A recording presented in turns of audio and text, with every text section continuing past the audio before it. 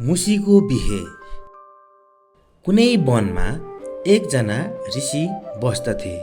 तिनको आश्रम सुरुचिपूर्ण थियो। गङ्गामा नित्य स्नान गर्ने उनको बानी थियो। एक दिन उनी गङ्गामा स्नान गरेर आचमन गर्ने तर्खरमा थिए।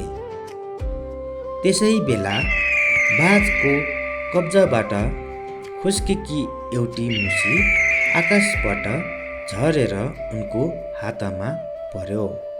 उनले त्यसलाई पातमा राखेर अनि त्यसका स्पर्शले अपवित्र भएको ठाउँलाई आचमनले शुद्ध तुल्याए। मुनि तपोबलका धनी थिए। उनले आफ्नो तपशक्तिले त्यस मुसीलाई कन्या बनाएर आफ्ना आश्रममा ल्याए। उनी निसन्तान थिए। त्यस कन्यालाई पुत्रीको रूपमा स्वीकार गरी पालन पोषण गरे। 12 वर्षकी भएपछि त्यस कन्यालाई मुनि पत्नीले विवाहयोग्य भएकी ठानेर पतिलाई सचेत गराइन्। ऋषि मुनिले पनि पत्नीको आशय बुझे। उनी छोरीको विवाहका लागि वर खोज्ने ध्यानमा लागे। उनी आफूसँग मिल्दो कुटुम्बसँग नै सम्बन्ध गाँच्न उत्सुक थिए। वरको खानदान, शील, सम्पत्ति, विद्या, उमेर, स्वास्थ्य र संरक्षकलाई समेत राम्ररी मनन गरेर नै पुत्रीको विवाह गर्नुपर्छ भन्ने अग्रजहरूको धारणाप्रति उनी पनि सहमत थिए। ऋषि मुनिले आफ्नी कन्याको विवाह भगवान सूर्यसँग गरिदिने सोच बनाए। अनि मुनिले वेद मन्त्रको उच्चारण गरेर सूर्यलाई आह्वान गरे। सूर्यले तत्काल उपस्थित भई मुनिसँग सोधे, हे मुनिश्रेष्ठ, तपाईँले मलाई किन आमन्त्रण गर्नुभएको हो? मलाई सेवा गर्ने मौका दिनुहोस्। ऋषि मुनिले आफ्नो मनको कुरा प्रकट गर्दै भने, हे सूर्यनारायण, मेरी पुत्रीले तपाईँलाई वरण गरिन् भने म तपाईँसँग उनको विवाह गरिदिन चाहन्छु। तपाईँको आफ्नो राय दिनुहोस्। भगवान सूर्यबाट सकारात्मक सङ्केत पाएपछि ऋषि मुनिले छोरीलाई बोलाएर सोधे, पुत्री, म तिम्रो विवाह भगवान सूर्यसँग गरिदिन चाहन्छु। तिमी के भन्छौ? कन्याले उत्तर दिइन्, पिताजी, सूर्यको तेज अत्यन्तै प्रखर छ। उनीसँग मेरो सुखद दाम्पत्य जीवन कायम रहनेमा मलाई शङ्का नै लाग्छ। त्यसैले तपाईँ मेरा लागि सूर्यभन्दा उत्कृष्ट अर्कै वरलाई निमन्त्रणा गर्नुहोस्। ऋषि मुनि पुत्रीको इच्छा बुझेर भगवान सूर्यले ऋषि मुनिलाई सुझाव दिँदै भने, हे महर्षि, कन्याको भावनालाई पनि महत्त्व दिनुपर्छ। म भन्दा बादल श्रेष्ठ हुन्। उनीसँग मेरो तेजलाई छेकेर धरतीमा पुग्न नदिने सामर्थ्य छ।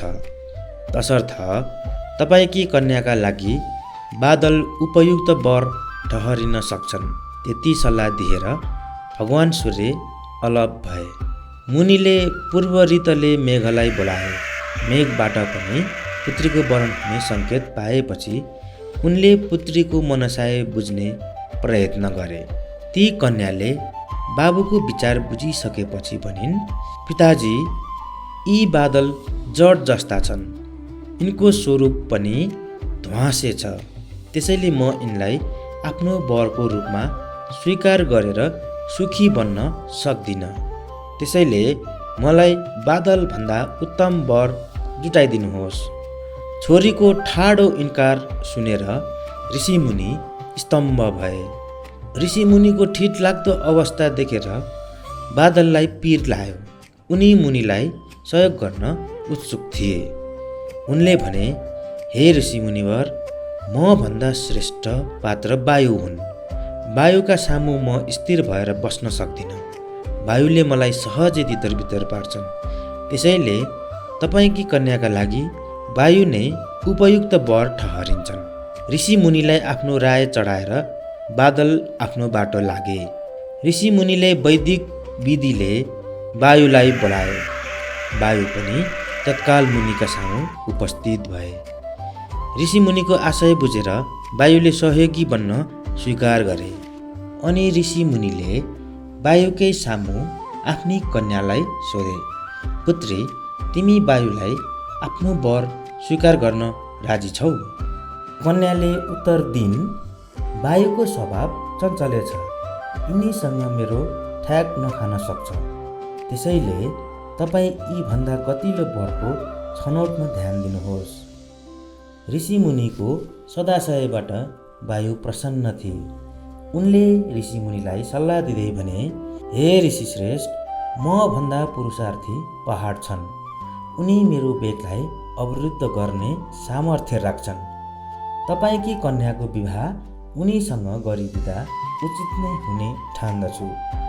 वायुबाट सुझाव पाएपछि मुनिले पहाडलाई बोलाए। पहाड पनि तत्काल आइपुगे। मुनिले पहाडलाई बोलाउनको कारण स्पष्ट पारे अनि पहाडले ऋषिमुनिलाई सहयोग गर्ने आफ्नो तात्पर्यता जाहेर गरे। मुनिले कन्याको पनि राय लिन खोजे। कन्याले भनिन्, पिताश्री, यी पहाड अचल छन्, यिनी कठोर पनि देखिन्छन्।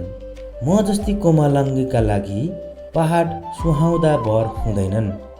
त्यसैले तपाईँ मेरा लागि यी भन्दा बलवान वर नै हेर्नुहोस्। छोरीको अस्वीकृतिबाट मुनि दिक्क भए। पहाडले पनि ऋषिमुनिको पीडा बुझेर उनीप्रति सहयोगी बन्ने सोच बनाए। उनले भने, हे ऋषिवर, म भन्दा श्रेष्ठ मुसा हुन्। उनी मलाई पनि खनेर छिया छिया पार्न सक्छन्।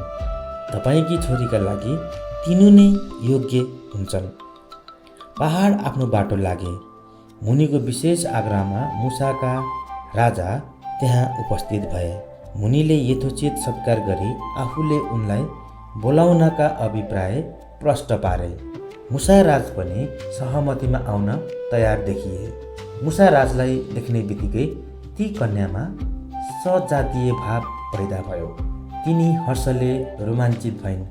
तिनले मुनि समक्ष निवेदन गरी, पिताजी, मुसाराज मेरा लागि उपयुक्त वर हुने ठान्दछु, तसर्थ यीसँग मेरो गृहस्थी चल्नेमा मलाई विश्वास छ। पुत्रीको इच्छा मुताबिक पुत्रीको विवाह मुसाराजसँग गरिदिए। शिक्षा। सजातीय सम्बन्ध नै सहज एवं प्राकृतिक हुन्छ।